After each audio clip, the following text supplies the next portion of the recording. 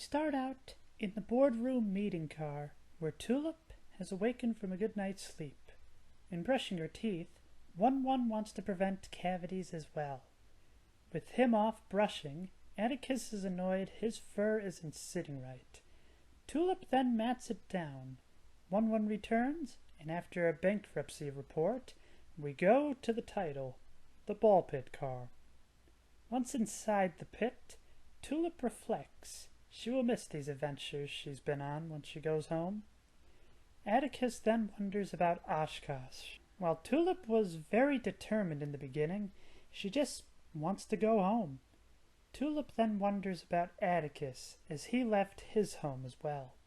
However, Atticus not only wants revenge against No-Face, but he says it's also teamwork and friendship that has kept them together. Just then, a voice comes from the ball pit. We find it belongs to Khaki Bottoms.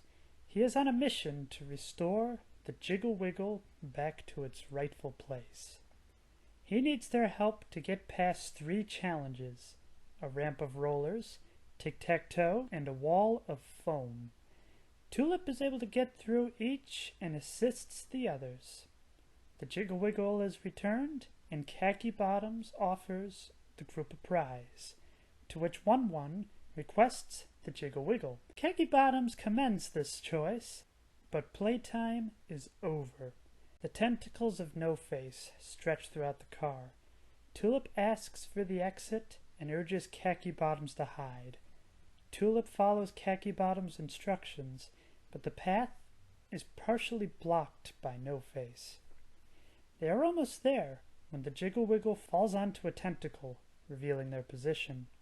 A barrage of eye bullets ring out when Atticus gets the group into cover. He then attacks No-Face head-on, leaving Tulip and 1-1 a chance to escape.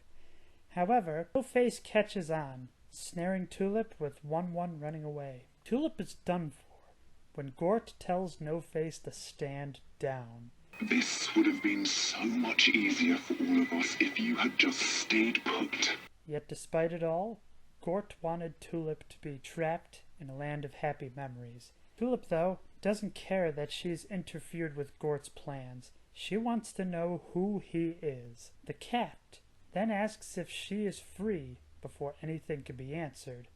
1-1 has come back to see what has happened. Tulip urges him to run, when Gort wants the cat to retrieve him. The cat runs after 1-1 when Gort gives the order to destroy them. Gort states that this is the price for interfering. All would have lived if they stayed in their cars like they were supposed to. It's then Atticus attacks Gort, but to no avail. Gort says Tulip must stop her quest.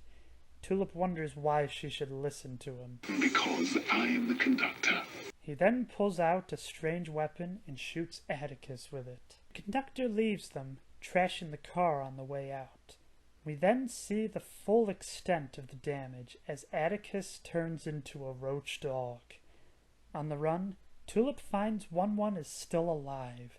Tulip manages to trap Atticus, and with a moment to catch her breath, Tulip goes into a full-on sob for the loss of a good friend. When I first saw this episode, I feared it was going to be another Crystal Car, an episode that's dedicated to a single premise and stalling the story. When No-Face showed up, I knew it was going to get dark, but not this dark. In fact, this brings up the question, were all those roach dogs outside the train also innocent creatures that got in the way of the conductor? I'm starting to see why this series was rated PG.